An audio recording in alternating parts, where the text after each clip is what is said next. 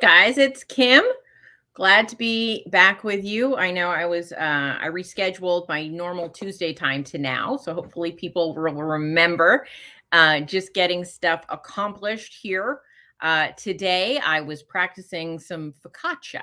So if you look on my Facebook or Instagram page, you should be able to see that and the recipe. I'll put it up on my website soon. But yesterday I made a sort of version. My computer is turning.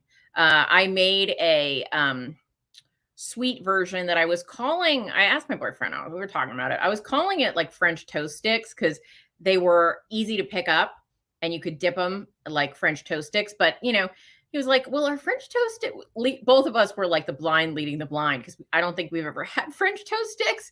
And he was like, aren't they a little crispy? And I was like, I don't know. I saw them on TV. Like I've had plenty of French toast. French toast is one of my favorite things. But I always made pretty soft French toast. I liked it really soaked, so it was very custardy. But I was like, but it looked like on TV, the fast food places with a little dipping French toast sticks, they look like they might have crispy edges. And this clearly did not have crispy edges because keto bread, not so crispy. Anyway, but they were delicious. And he was like, it's more like a pancake. And I was like, you're right, but pancake stick sounds weird. But anyway, so I made this bread. And I was like, but it's pretty close to like a soft focaccia in texture, but it was like a sweet focaccia, which is not, I don't think, do they, Italians, do you make sweet focaccia? Is that a thing? I've only had savory focaccia. So I was like, well, I think I have some unflavored casein and whey protein powder. I could try it. So I did, and it was great. And I used it as sandwich bread today. So delicious, love it, happy as a clam. And it was for my sandwich. So the sandwich bread, it's like about yay big, like the size of bread. I sliced it through the middle. So I had a top and a bottom because it puffed up enough that I could do that. And so for that one piece, it was like 17 grams of protein because mostly egg and casein. Is he? Well, I won't have, I don't know. I don't have his schedule in my mind. But it's like 70 grams of protein and 2 or 3 grams of, I think it was 3 grams of fat and 2 grams of carbs. So it's pretty much just protein powder. It's like protein powder bread, but it was so good. And I think tonight because it's so low in fat, I think tonight I might take some of those cut it into strips, like focaccia, and dip it in a little bit of olive oil. Might be delicious. Rosemary says focaccia is plain with rosemary on top. Yeah, I did it with herb seasoning instead of rosemary, and I love it with rosemary. I just didn't have any rosemary, but I did it with Italian seasonings instead. So it had a similar herbiness, but I'm looking forward to getting some fresh rosemary to sprinkle on that. Growing up, like there were a couple of companies around me who would make like focaccia style pizza and stuff like that. So I'm used to focaccia using in different ways. So, but the one thing it doesn't have, focaccia has that lovely sort of exterior that gets a little bit crisp, not super crisp, but there's a little bit of that. So that did not happen, obviously. But overall, it was light and fluffy, and I was happy. I was just happy with it. Dots and Gal said, you looked wonderful in your green suit. Oh, thanks so much. I appreciate that. They still have it at Nordstrom, and it's not very expensive, and it's comfy. So, and they have a bunch of colors. So just so you know, I don't know that it's a short person suit. Those pants, they're long. I mean, you can obviously shorten them, but anyway, I could be wrong though. And I have no idea how tall people are. I'm just letting you know. Sometimes I try things on and I'm like, this was designed for a person that is not as tall as me. And then other times I'm like, oh no, I don't know how this would work on a shorter person. Exchange student says, can you talk about food reintroduction after a restricted diet? Yes. So if you're talking about, I guess it just depends on what you mean. Are you talking about like a food restricted diet as an elimination diet, or are you just talking about a restrictive food diet for weight loss? Because they would be a little bit different. If you're talking about it for like you're doing a food elimination and now you're trying to reintroduce foods, well, then you have to be very careful about your reintroduction of ingredients and do them one at a time, do them slowly, don't go too fast. If you're talking about a restrictive, okay, for elimination, I'll just mention if you're talking about like a calorically restricted diet, that's where not overestimating your maintenance can be helpful. So let's say you were dieting and you were eating very low calorie and you want to go up to maintenance.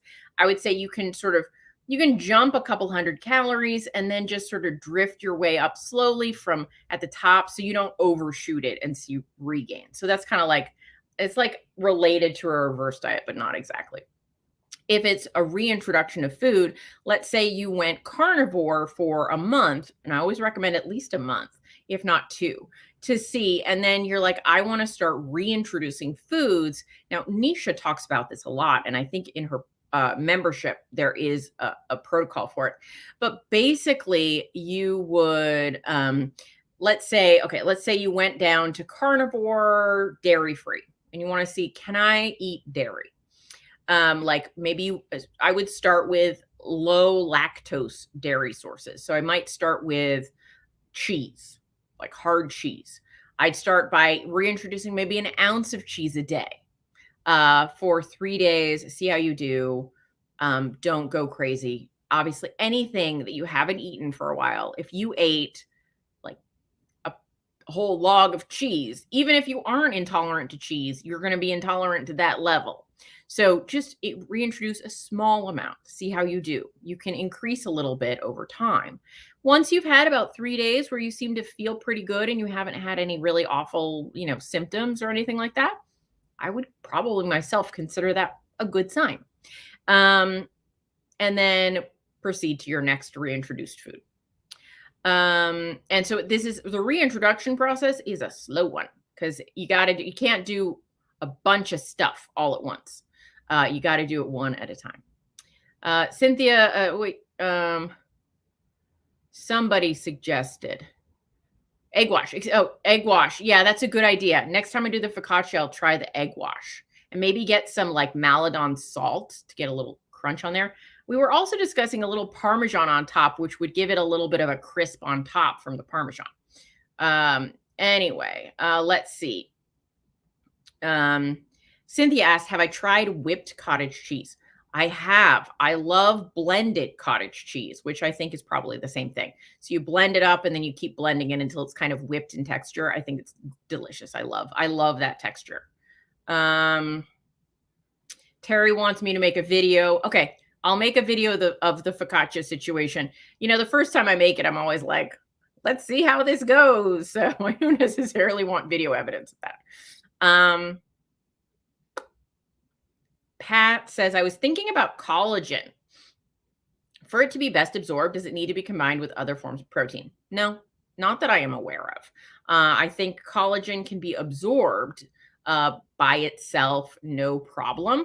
But obviously, collagen is an incomplete source of protein. So it should not be counted as protein that's going to be beneficial to muscle protein synthesis. That being said, collagen can have benefits to hair, skin, and nails, and the gut lining. So adding collagen can be of benefit, but not to muscle mass. So a lot of people do combine it in meals because it's really easy. You can sprinkle gelatin or collagen in your food and you don't even notice it's there. But you can also put it in your coffee and get benefits from it without the addition of other proteins.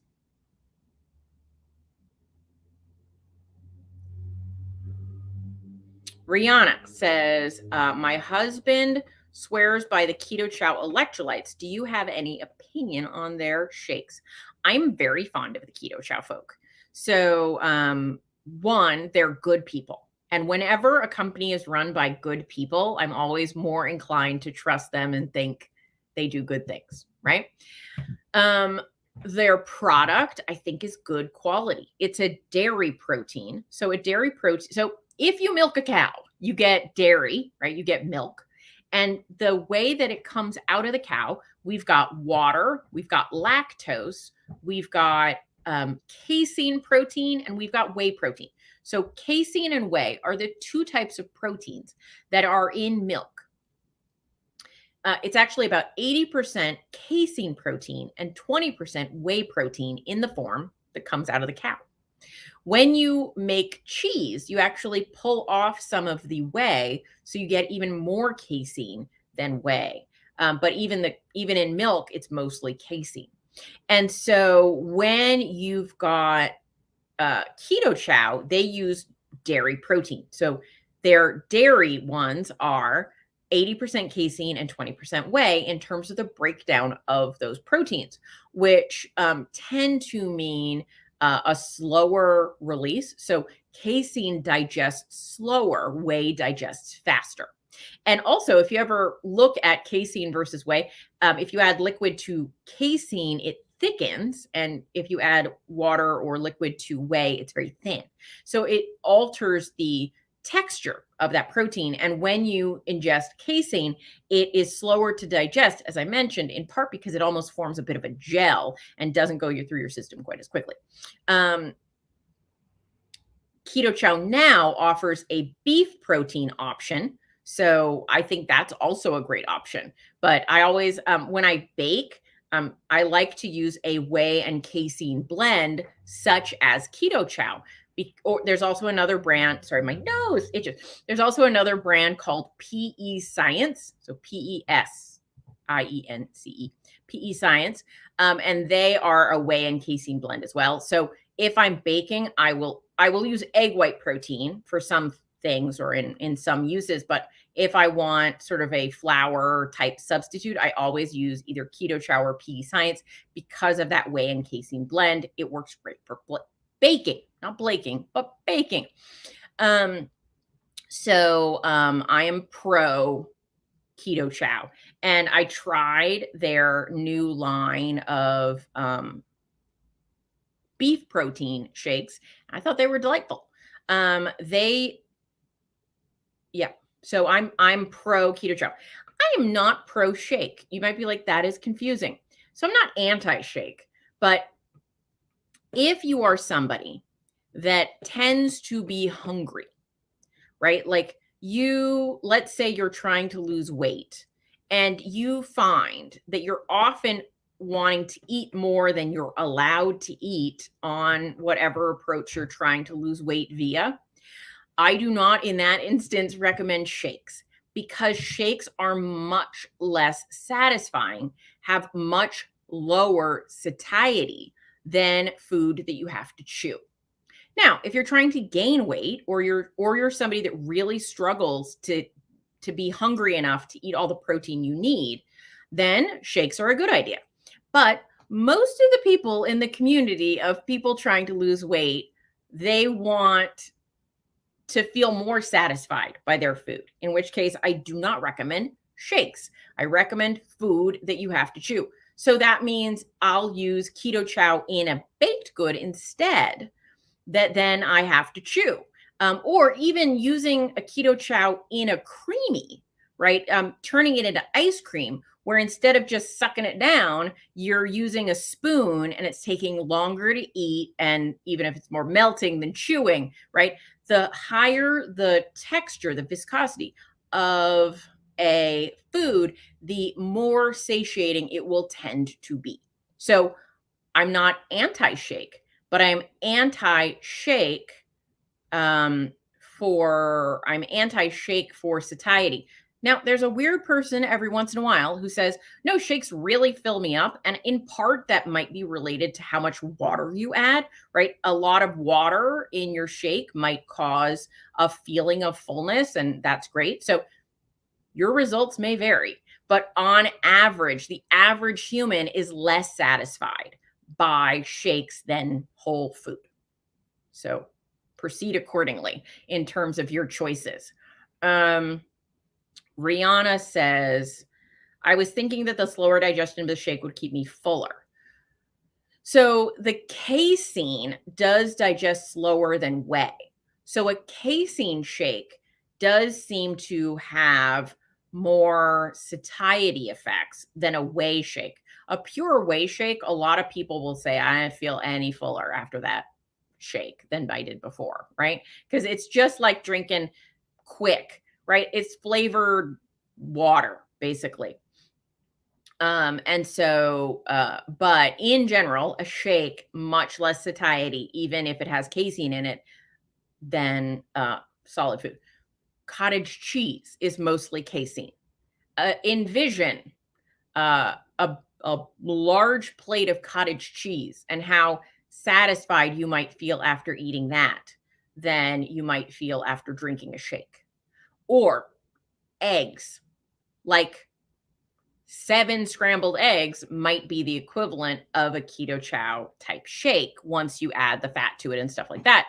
You're probably going to feel a lot fuller after 7 scrambled eggs than after a shake.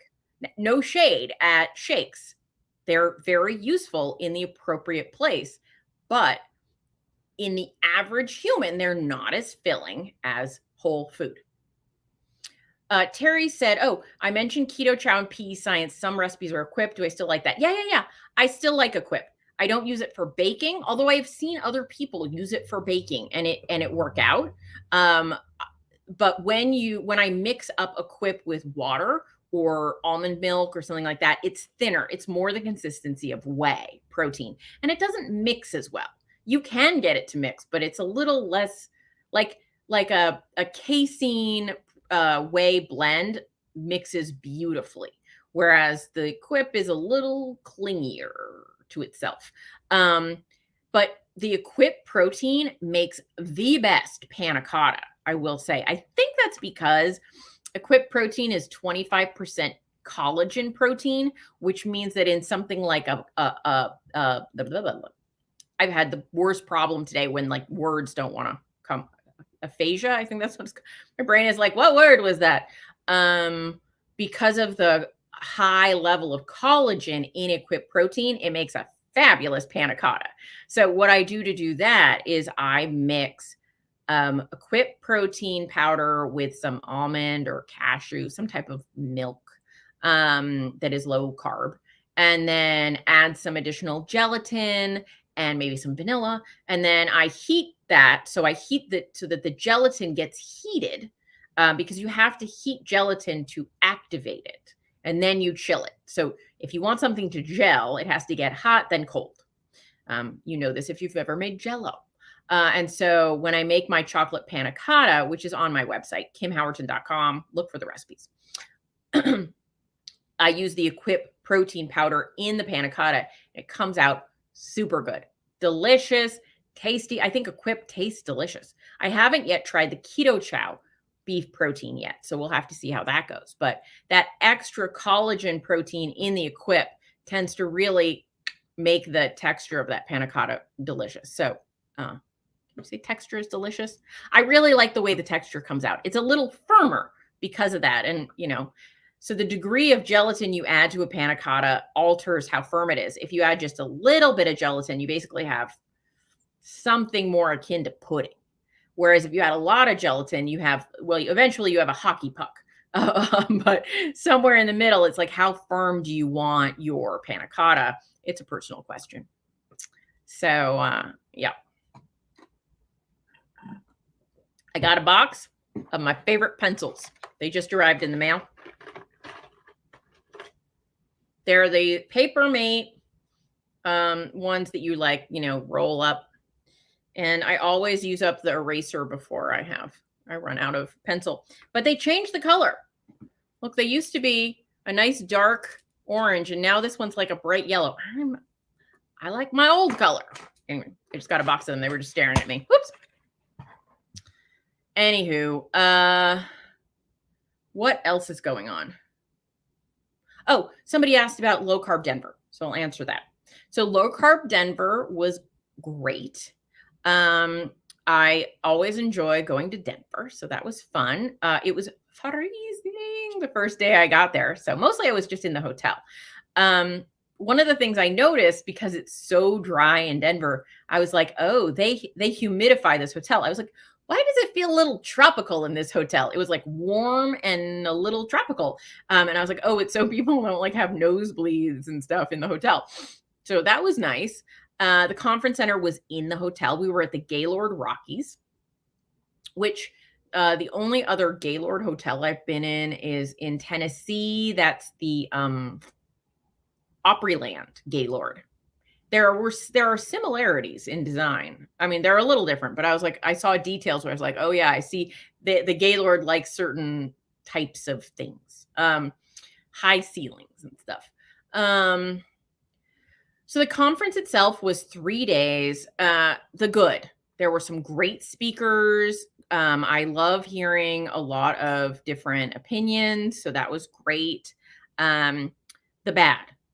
There were enough speakers that a lot of them only had 30-minute time slots, and that's too quick. I think that 40-minute time slots or 50-minute time slots are better. And so was not like, I just felt like some of them were a little rushed, and that's not what I want. The event was very well hosted and very well organized, and I had a great time. The thing that I know and yet I ignored is I am somebody who needs to really plan out what I'm going to do in terms of eating. So while I was there, the timing wasn't right for me to like go to a restaurant and have a real meal at various times during the conference. And so I ended up just kind of like making do all day, which was fine, but I don't feel my best self when I do that. I need like good quality meals and not to snack. And if you don't eat good quality meals, you have a tendency to snack more or to eat insufficient meals. And then I feel sort of like at the end of the day, I'm like, did I have 700 calories today or did I have 7,000 calories today? I have no gauge. No, it doesn't work for me. So I have to prioritize that. And I don't always do that. So I have to. Would I recommend the $99 fee to watch at home? Probably I would. But alternatively, you can look up the speakers that were speaking and Google on you or no, you look on YouTube for other talks they've done that might be similar, and then you can evaluate if you think it's worth it. Glenn says, well, check out the Keto Chow. I've been eating beef, eggs, liver, real cheese, bacon, real butter, beef lard. I'm ready to learn how to stay keto with more variety. What I've been eating has been very beneficial with a significant 30-pound weight loss, but ready for variety. Yeah. I would maybe look at adding, I mean, Keto Chow is indeed a highly processed food. And I would think it's a great addition, but also things like leafy green vegetables might be great for you if you tolerate them and you like them. So, add things that work for you for sure. It has to be sustainable. Thoughts on the erythritol news. So I posted on my page something that Christy Sullivan had written, and I think it was really good. Long story short, it's a lot of panic about not a lot of facts on the erythritol news. So here's the deal. Metabolically unhealthy people produce erythritol. I know that sounds crazy, but metabolically unhealthy people produce erythritol in their body. So when you test blood levels of erythritol, you aren't always sure if it's due to erythritol they're eating or erythritol they're making. And the eating kind does not have the same metabolic effects necessarily as when you make it. And so that is a bit of a confounder. And so basically, because the original study where they found these higher levels of erythritol was not a study about erythritol, it was a study about diagnostics, the evidence is very weak. So basically, what the study said, if you read the study, was we should do a study about erythritol. It didn't say erythritol is very dangerous and no one should consume it. It said because we found these effects, we should probably do a study on erythritol. I support that. I support doing a study on erythritol and to see what the actual effects of erythritol are on a large population of people that are using erythritol. But if you're like, hey, in people with heart disease and obesity and metabolic disease, when they had higher levels of erythritol, they had more health risks. but the body produces erythritol in response to these health issues. It's a very circular kind of logic that can come up. And then you have to pull those questions apart. So, do I think the evidence that came out was strong enough that I will never eat erythritol ever again? Nope. I will eat erythritol for sure. I already don't eat a lot of erythritol. So that, it's an easy one for me. I'll have a little bit here and there. So I don't think there's strong evidence that it's a problem, which doesn't mean it isn't a problem, but it doesn't mean that it is. So if you want to be as cautious as possible, you can avoid it. Do I think that means you're going to live longer? Not necessarily. So, but if it stresses you out, if the fact that there might, not is, but might be some connection is going to stress you out, then don't use it. But do I think there is a strong causal relationship of established? No, it has not been established. It's just an area that maybe we should do some research. So those are my thoughts. Krista, if you want a longer explanation, you can go to my page and look for the post that I put up of Christy Sullivan. If I remember, I'll try and put it in the notes of this video after the fact so you can read what she said as well. She's more of a researcher, and she basically said what I said, or I said what she said. Krista said, do I take any vitamins? I recently in the hospital for a back injury, and they gave me folic acid and phosphorus because they said I was low. So I think that if you are low in something, you should supplement it. And I supplement things that I believe I am low in, or I know I'm low in. I know I'm low in vitamin D, so I supplement vitamin D. I think K2 is a good idea with vitamin D, so I take a D3 K2. I don't eat fish, so I supplement with fish oil. This is Arctic cod liver oil in a tablet. They put a little lemon in here, which is supposed to help in case I hate the fish burps from fish oil, but this is some fish oil. So I take fish oil because I don't eat fish. If I ate fish, I wouldn't take fish oil. I also supplement magnesium. My digestion is better when I supplement magnesium. So I take magnesium. What else do I take? I make sure I get lots of salt. So sometimes that's in the form of an electrolyte packet, but sometimes it's just making sure I get a lot of salt. So I supplement, but that's a little bit of a gray area, whether that's a supplement or just what I eat. But in terms of supplements, I take fish oil, D3, K2, and iron. I take iron because I tend to run a little low on iron, even on a carnivore or close to carnivore or high protein diet. So that's just a reality of my body. So once upon a time, I used to also take B12, but I seem to have leveled out there. So kind of to summarize, we all might need, some of us need no supplements. Some of us might need a little bit of a boost, but it's a great idea to do, iodine. I do take iodine. Thank you. I do. Some of us might, I need to write this list down so I can remember it. It's like just part of my habits. Some of us might need a little booster. So a great way to do it is to test. And if the test comes back and says you're low about something, supplement it. I don't have a problem with that. One thing, Krista, that I would say is that there's a large percentage of the population that is not a great absorber of folic acid.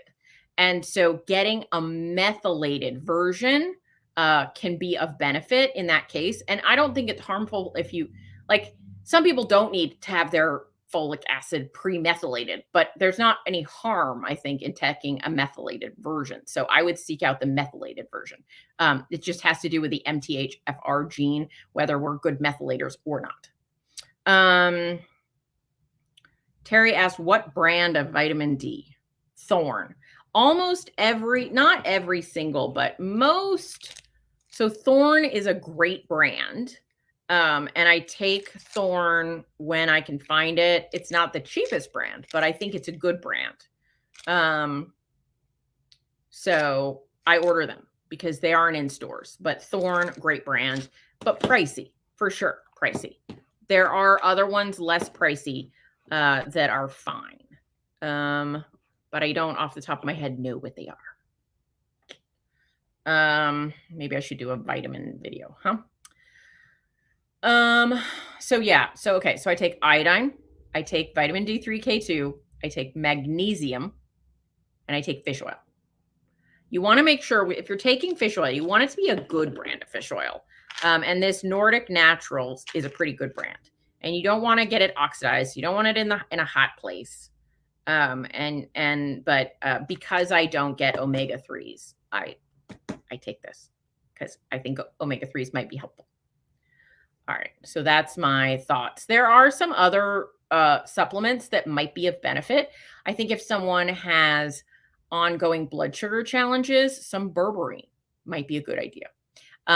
Inositol is great for sleep and relaxation.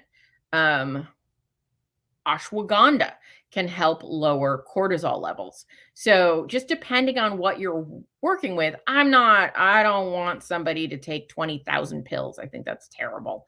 But there are some supplements that could be potentially beneficial depending on the circumstances we find ourselves in and the levels that our body tend to have in them.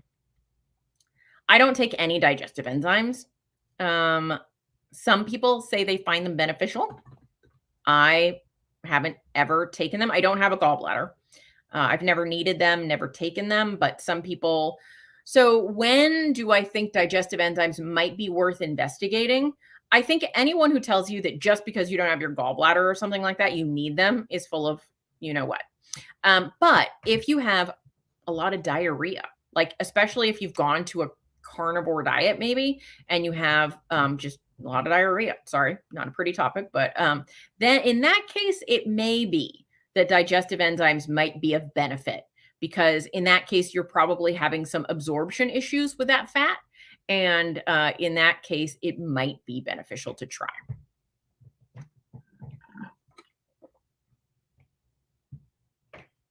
The other thing I will say, just going back to Chris's question, that when you were in the hospital for an injury, they found you low on certain things. Sometimes when our body is in distress, we can suffer from low vitamin or mineral status that we don't normally suffer from. Like when I had a couple of years ago appendicitis and I went into the hospital, they were like, your potassium is like super low. My potassium is not generally super low. It was a response to being sick. And so now electrolytes are more that way. If your electrolytes are really screwy, you probably are sick. But one thing to look at is to kind of maybe test those things as you go along, because now that you're healing, you might find they level off better.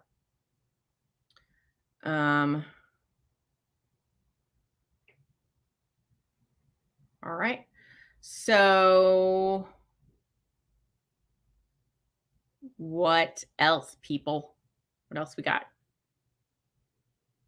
Oh, Karen. Hey, Karen, 5-year Ketoversary. Congratulations. Karen is one of my favorites. So I really am so happy about her success. Karen, I'm very happy about your success, to speak directly to you.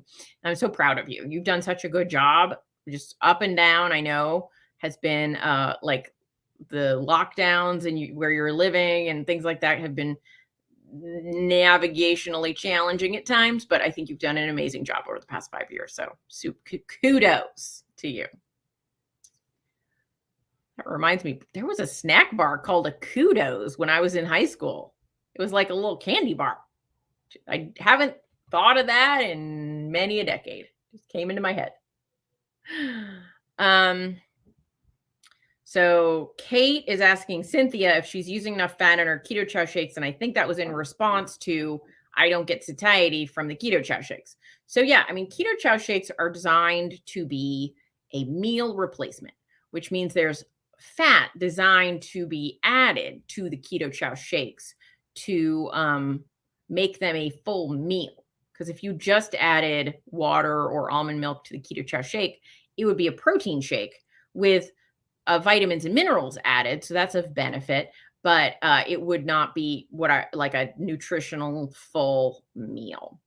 And that being said, even a high fat shake is not as filling, at least on average, as the same macros in a meal that you have to chew.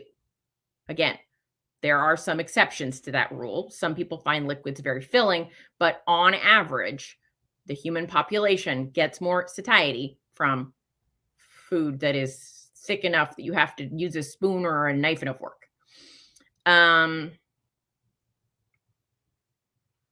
Suzanne is at the gym listening. Glad to have you tuning in from the gym. Good job on getting the booty to the gym. Very important to do the working out. So when I was at Denver, just to swing back around the topic, there were many speakers talking about the benefits of exercise and protein ingestion as well, and just all of that. So that I think is definitely still where I land. I've noticed, so when I first went keto 7 years? What year is this? I think it was 7 years ago. We were in the fear protein era of keto. I was eating like 85% fat at that time, and keeping the protein very low. And then over time, I found I did much better with more protein.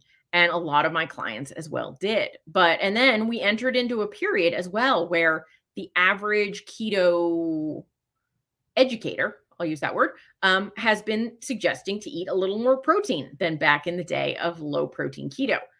In the past recent times, I've noticed the pendulum swinging back towards a higher protein approach.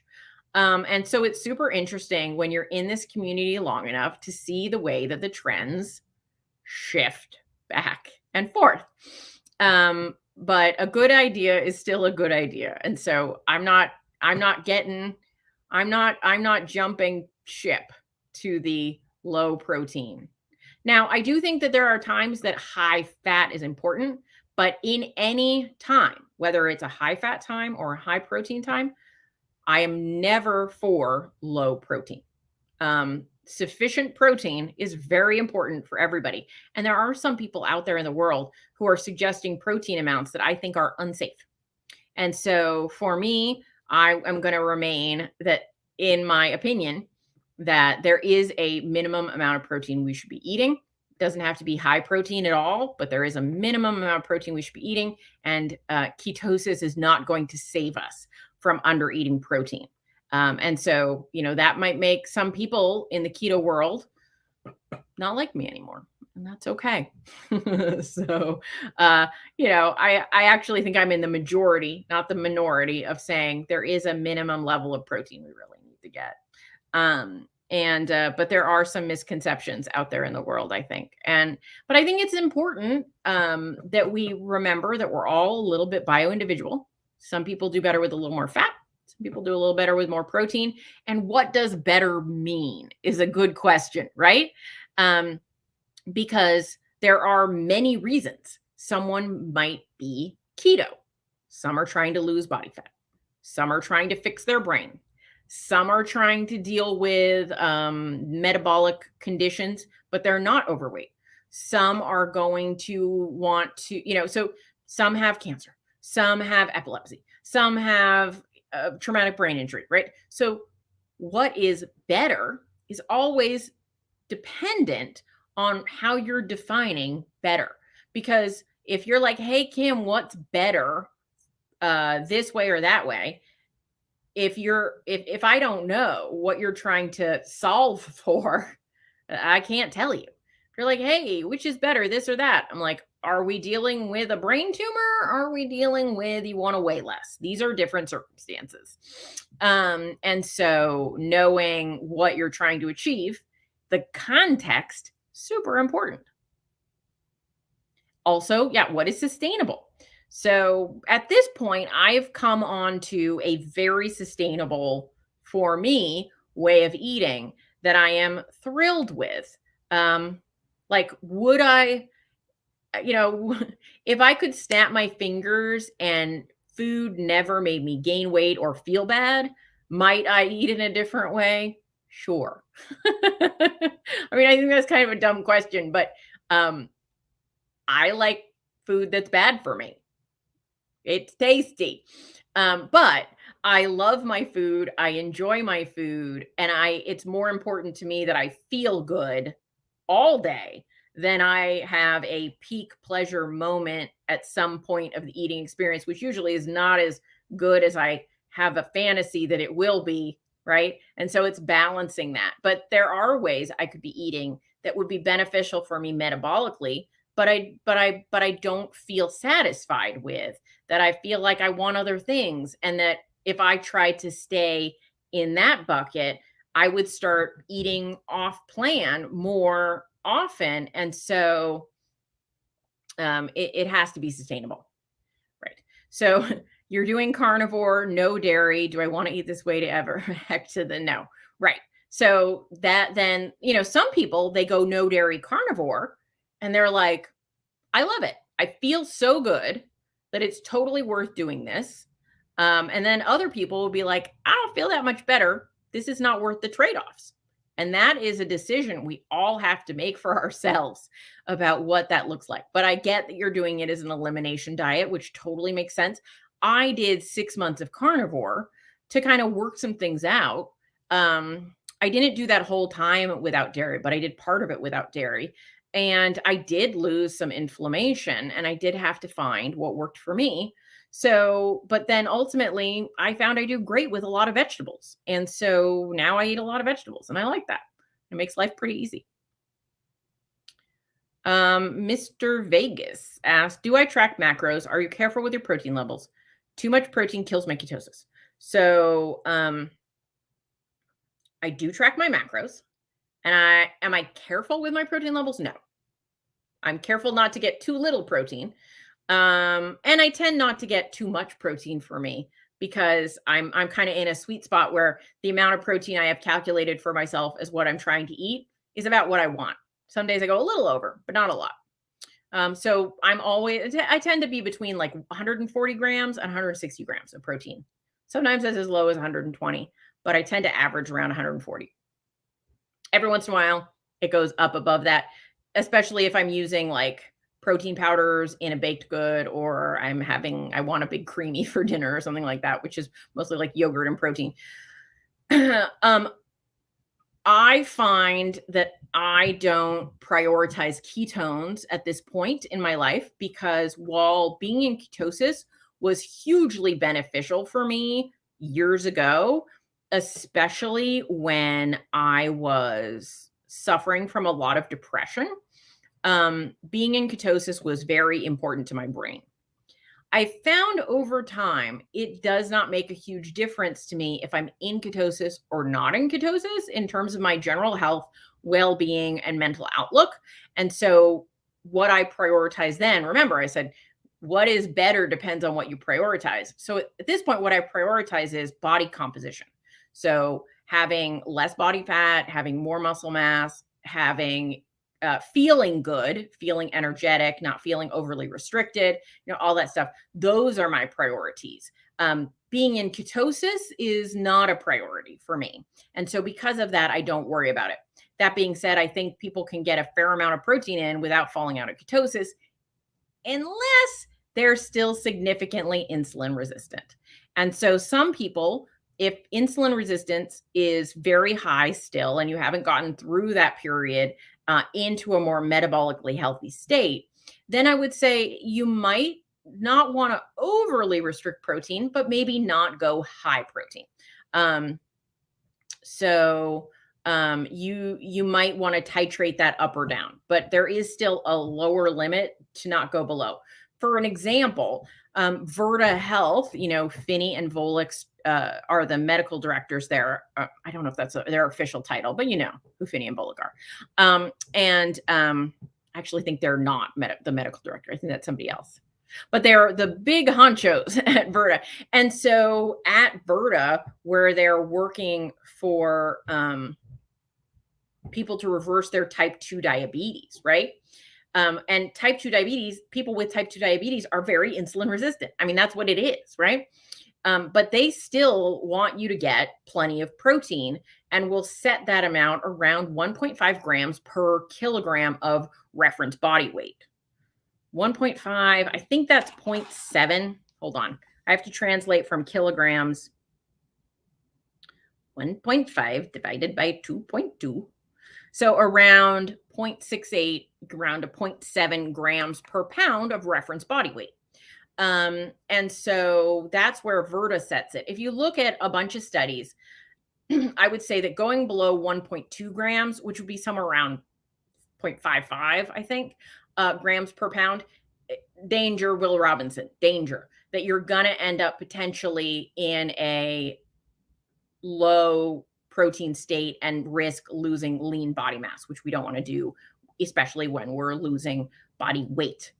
And so Mr. Vegas says, I don't know if it's Vegas or Vegas, said I need ketosis for the appetite suppression. So absolutely. When I first went keto, when my ketones were higher, I was more satisfied. Seemingly around year 4, that wore off, and I found I had to find other strategies for satiety. But paying high attention to what makes you feel truly satisfied and less hungry and able to manage your food intake is essential to long-term weight management and body composition management. So sounds like you're doing exactly the right thing. All right, guys, I think I'm going to wrap it up for the evening in a minute or two. So if there are any last burning questions, I'm happy to hear from you. Just let me know and I will do my best. And also after the fact, if you're watching the replay, if you put questions in the comments, I'm happy to come in and answer them. So always happy to do what I can to make people's day a little bit easier. All right, guys. I will see you on Tuesday, because this live is usually on Tuesday. We did a little makeup session. Oh no, I got red meat and egg aversions right now. So fish it is. Fish is a lovely choice. Shrimp, other types of fish, salmon. I have fish aversion all the time. So we're the opposite. All right, guys, take care. I'll see you next week.